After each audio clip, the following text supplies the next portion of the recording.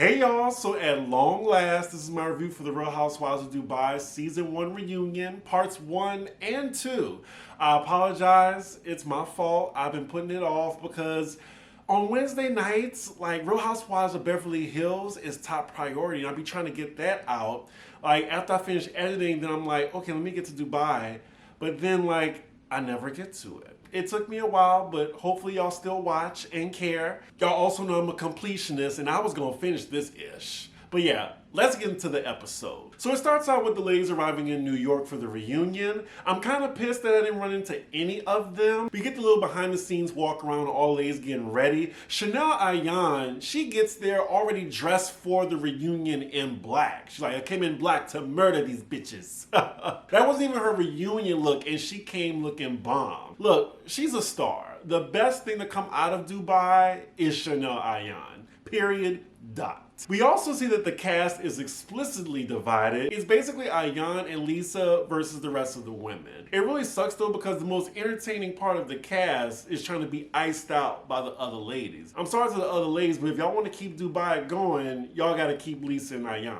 It is what it is. So we get to the set and I absolutely hate it. It looks like a parody of Dubai, but I've been hating a lot of the reunion sets lately. I'm wondering what they're gonna do for Beverly Hills. They're probably gonna make it look like Aspen or some shit. So Caroline arrives first to the set with that trash ass blouse she's wearing. She's like, oh, I'm the first one here. Yeah, because it took you no time to get ready in that ugly ass blouse. So then Ayan arrives and both of them are first chair seated next to Andy. So while they wait on the other ladies, Andy gets a call from Naomi Campbell herself, and she is just gushing to him about Ayan and even offers her a job. I think she said, oh, what are you doing in Qatar in October, darling? She better work. And then you see the camera on Caroline, who's forcing a smile while Ayan gets complimented by a legend.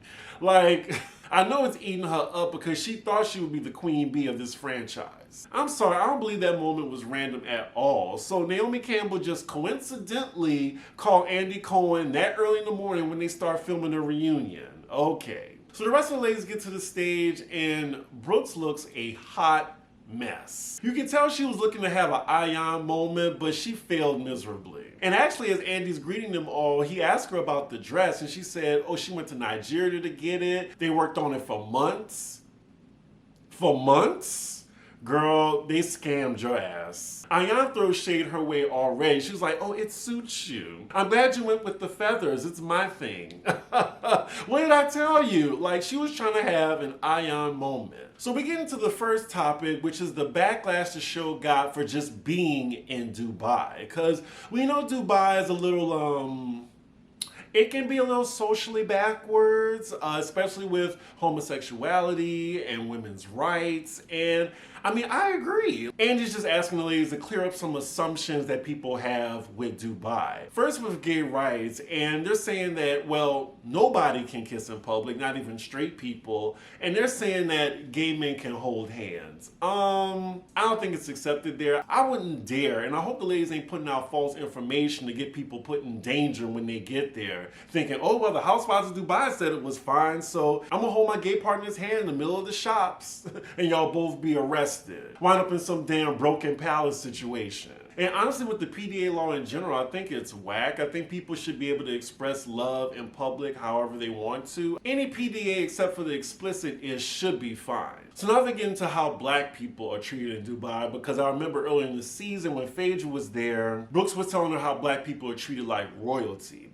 Now, I can kind of see that being true because I remember when I was in Thailand, particularly Chiang Mai, it's kind of weird to say, but we weren't even seen as black. We were seen as American. And it was so weird being treated that way. I was just like, oh, I've never experienced this before. But I'm also not going to get it twisted because anti-blackness is worldwide at the end of the day. Anywho, the more they talk about Dubai, the less I kind of want to visit, but I'm going to visit one day. So first up, we're on Caroline's reel, and it's mostly concerning her boy toy that she married. She's updating on whether she's going to have a kid or not, and she says she's not doing anything until her house is finished being built, which is going to be in 2 years. After that, she says she still has the intent on carrying it, even though when she had her last children, it was life-threatening. She does say if her doctor says it's not safe, she's going to do surrogacy, but as we know, surrogacy is illegal in Dubai, so she has to do it out of the country, which would be extremely inconvenient for them. I don't see them lasting though. I mean, I give them 2-3 years tops. I mean, you heard it here first. And speaking of that, she's discussing the prenup that she had with Sergio, and it looks like she covered herself well. He probably won't be getting a dime. She does say he allegedly have his own money from being a soccer player.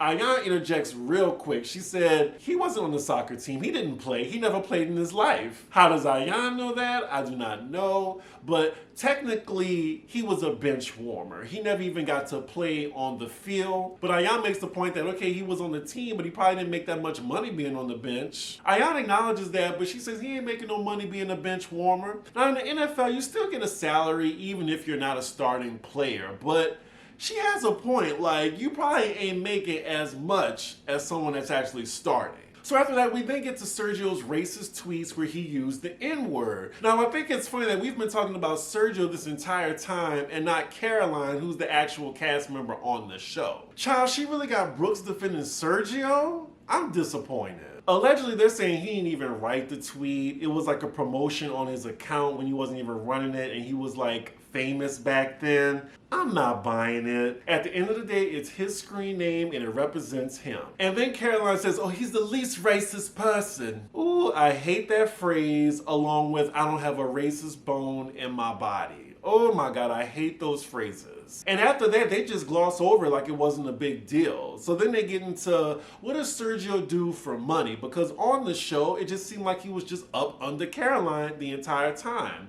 Like the other spouses, you see them working. You never see Sergio working. From Caroline's response, it looked like he works for her, as well as she tried to throw in, oh, he does some cyber trading. He gets up early in the morning and starts doing that. He can do that from his phone. Anywhere. He ain't got no job. You taking care of that man. He digs her down while she provides a roof over his head. So moving right along, Andy asks her about Ayan's comment saying that they put on their affection for the cameras. They made a plan. Brooks, Caroline, Nina, and Sarah, they're all in together on this. Ayan calls it a minion reunion, and I'm starting to see it that way too. Again, they're talking about Sergio and not Caroline. This time his tweet's talking about Ayan in reference to her not getting any, and she says he don't even know what a vagina looks like. And then his tweet's about Lesa saying she lying that she makes 8 figures, which she then provides a receipt for Andy to look at. I mean, it really says a lot that Caroline's entire storyline revolved around her boy toy. I'm surprised he wasn't even invited to the reunion. So next up is Brooks Reel, and she's updating us what's going on in her life. She says her glass house business opens in the fall, as well as a second location is already planned out. I want to know where she's getting the money from. She's like a charade, but with results. Still a scammer, but a successful one. She also says after the show she has a better relationship with her ex-husband. She then goes into detail about the abuse she endured in her marriage. She does confirm that it was physical, and she was actually fearing for her life while she was with him. I'm sorry, I'm not sure if I could come back from that. Like, your life was in danger, you endured physical, emotional abuse. Yeah, you ain't seeing me or your kid again. So now we get to the Brooks and Sarah conflict where she was judging her as a mom. And I'm not even sure if it makes sense going over it since they're like the best of friends now. Andy does ask Sarah though, how would she feel if the tables would turn and Brooks was judging her parenting?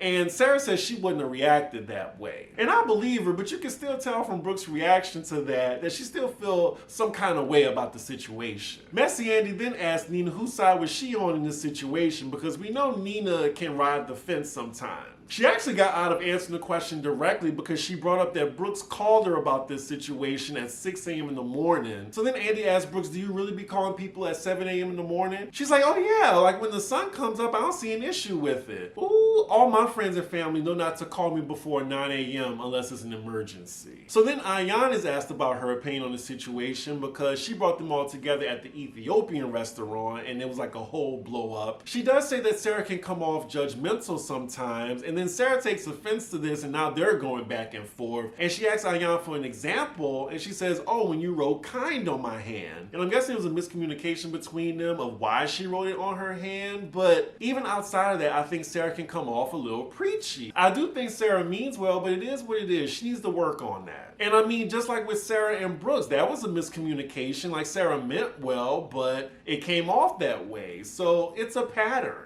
As Sarah and Ayan are going back and forth, Nina then inserts herself, and then Lesa defends Ayan in that moment. I'm glad they both have each other because these ladies are trying to come for them. Ayan then just dismisses Nina and says, go get you some French fries. Damn.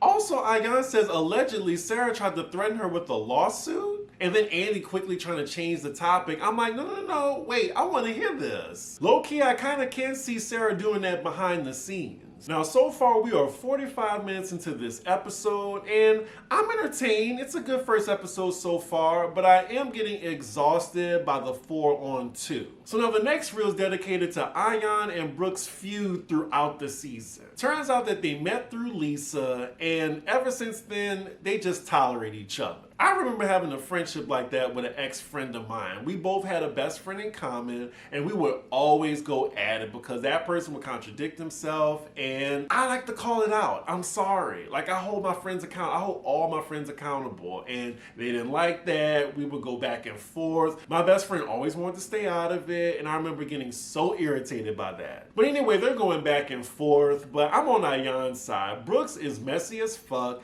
and she talked about everybody on this cast, but they're not holding her accountable because they made a pact before the show. And it's so obvious that they all made a pact, and that's why it's so annoying. Andy then has enough of Ayan and Brooks going back and forth and calls them both power tops and moves on. So now we're on Lesa's reel and her storyline throughout the season. They start off with the whole ice in the pool situation, and Lesa says that of course they have a chiller, it was just something fun they wanted to do for her son. Caroline then tries to throw some light shade saying, oh darling, everyone has a chiller. I don't know who does that with the ice. Lesa then immediately claps back and says, of course all the houses have a chiller. I get that you're new to having a house though.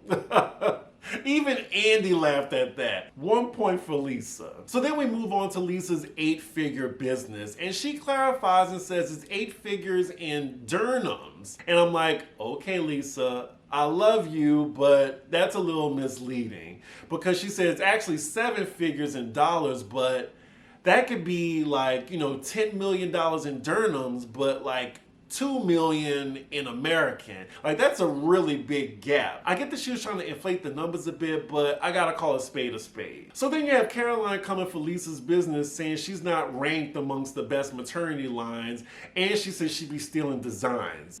If Beyonce wore my shit, you couldn't tell me nothing, and that was before the show. Oh Lord, so as Caroline is accusing Lesa of stealing designs, she pulls out a whole burn book with Lesa's face with a Pinocchio nose on the cover. Like, why is everybody trying to have a Monique Binder moment? She then calls it a book of lies and hands it to Andy, and that is where part 1 ends. I really like part 1. It wasn't that bad. I mean, it's the first season. I was into it. The shade was there. Ayan was clocked in. Let's get to part 2. So we continue with this burn book that Caroline brought. She is so proud of herself. Lesa then calls her the Wicked Witch of the Middle East. That was a good line. 1 more point for Lesa. So we get into that book where it's showing a similar design to Lesa's, but it doesn't really matter because she says it's licensed. She could do what she wants with it, so who cares? After that, Lesa unleashes on Caroline, coming for her house, her business, then called her out for being in Jeffrey Epstein's book, which they confirm she is. Andy, you didn't try to unpack that? Seriously? I'm guessing you don't want another housewife to potentially be put in prison. All Caroline has to say now is that Lesa was a former escort in Miami. I mean, a husband and 3 kids later, who cares if she was? And then now they're talking about finances. Andy's tired of it. He was like, ladies, y'all are all rich. And when he says that, Brooks says, well, Nina's the richest. The look Lesa had on her face of genuine shock. She was like, what? No, she's not. Nina looks like she don't want to confirm that, but hey, if somebody want to confirm that in the comments, please let me know. But again, Andy is sick of the finance talk, and he says, ladies, y'all are all pretty and y'all are all rich. And then they move on. So now they're talking about Lesa's fashion show and how seemingly rude Nina came off asking the waiters for fries. Now y'all already saw me go off on Nina about that, but then she later confirmed to me that it didn't really go like that, and then the editing was misleading. And I'm like, okay, fine. But then Lesa, she said she still had a problem with it because, for one, Lesa says that there were vegetarian options provided, and two, she said it was rude either way. Lesa and Nina are going back and forth now, and Nina just said she shouldn't have came in the first place and then called Lesa a so-called friend. Lisa's taken aback by this because they've known each other the longest, and we found out that they've known each other for 8 years. 8 years, and they're now in this space. Andy then asks them how can they move on from this, and they allude to trying to move past it in the future, but I guess we'll see when season 2 comes along. So after that, the ladies all go on lunch break, and we see behind the scenes Ayan and Lesa basically coming up with a game plan against these bitches. We see Brooks FaceTime and Phaedra giving her the tea, and then Nina and Caroline having lunch together. So it looks like all the husbands weren't invited to the reunion. They all stayed in Dubai. I was shocked that Sergio wasn't at the reunion. He was almost in every episode of the season. So now we're back on stage, and the next segment is dedicated to Ayan and her journey throughout the season. First, Ayan is discussing her horrible experience with FGM, and the fact that it's still going on today is crazy. Andy then asks her a very personal question about intimacy and having gone through that, and she lets us know she had the surgery to reverse that, and thankfully she didn't have the more permanent procedures that are done on girls that age. She also in this moment thanks Sarah, even though they have their issues right now, for introducing her to hypnotherapy because it helped her a lot. We then get to Ayan in her many fashions and her calling Nina mashed potatoes with no butter, which she says she apologized to Nina for that when the episode aired. They then talk about the dinner fight in the first episode, and Ayan feels that Nina didn't care that Brooks and Caroline were coming for her. After her back and forth with Nina, Caroline then implies that they tried to sabotage her position on the show. Ayan denies this, but I do think when the season first started, Caroline thought she was going to be the star of the show, and that definitely did not happen. So the next reel is dedicated to the kids of the cast. Fast forward, of course. And side note, that would be crazy if Sarah didn't get her own reel. Like, we're already halfway through the episode. I'm still waiting on it. Will she or will she not have a segment? So the next reel is dedicated to the drama around the hen party, as well as all the other times where it was Caroline versus Ayan or Lesa. Ayan feels like in retrospect, she didn't do anything to Caroline, and I kind of agree with her, like that all started because of Brooks' messy ass. Remember, she called Ayan to rub in her face that she wasn't invited to Caroline's hen party. They're not talking about the dick-sucking comment that Caroline made at the table, and it's crazy that these 4 other women clearly made a pact not to go against each other, and they're making excuses for Caroline's comment. Lord, now we get into Caroline's all-white engagement party where she was badgering Ayan for looking like her. Again, it's Caroline's fault for having an all-white affair, and it's not Ayan's fault for looking better than her. Case closed. Damn, again you got Sarah and Nina defending Caroline like some guard dogs. Do y'all have a difference of opinion? Like, y'all can't just go with whatever Caroline says. Like, she was in the wrong for accusing Ayan of looking better than her. I mean, it was a fact, but it wasn't her fault. It wasn't a wedding dress. It was a bodysuit and a cape. So now we get to the dinner around the end of the season where Ayan told Caroline that she's more successful than her in every way. Now, Ayan actually apologizes to her for this, and Caroline accepts. Andy then wants to unpack what the black girls were talking about when Caroline got her husband to visit and Ayan was upset about it. Brooks is explaining it, but then you have Caroline interrupting, saying, "Oh, I'm not strong either." Girl, shut up and listen. Like, you still have privilege, but she clearly can't see that. Even after Brooks finished explaining, I still don't think she gets it. And of course, Two-Face Brooks didn't tell Caroline that they discussed this because she stays riding the fence. So now as they're reaching the end, Andy is asking them how will they all move forward. Particularly Ayan and Lesa versus Caroline. That's the biggest feud. The other ladies are acting like sheep right now. It looks like they're trying to have an understanding right now, but I honestly think they're going to get along just so they can get a season 2. So now we have 4 minutes left, and I cannot believe Sarah did not get a reel. Well, I kind of can believe it because she was basically a friend of the show. Like, I really hope if she comes back, like she has something to do, a storyline, we see her dating or something. I had high hopes for Sarah. I was rooting for her, but she was really an afterthought this season. So now they decide to end the episode with the ladies giving gifts to each other, inspired by the one and only Ayan. Some of these gifts are a bit shady, so I wrote down what they gave to each other. Ayan gave Caroline a fire extinguisher to, I guess, put out the fire between them. Caroline gives Lesa a sock puppet, I'm guessing in reference to Ayan. Lesa gives Nina a book of notes she wrote on how to be a good friend.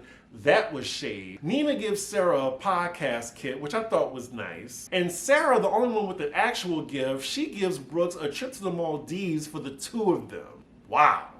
Wow. I'm guessing they really are the best of friends after all that chaos. And then lastly, Messy Brooks gives Ayan a dictionary and a bottle of lemonade. That was shade as well. Now, they all hug each other as they exchange these gifts, but I still think after the show, those four ladies ain't fucking with Lesa or Ayan, or at least until the cameras start rolling, and that is where the episode ends. I'll give it a B. It was a solid B reunion. I was entertained, especially for the first part. Second part, it was like, it was going down, but again, y'all, this is the first season. Cut the ladies some slack.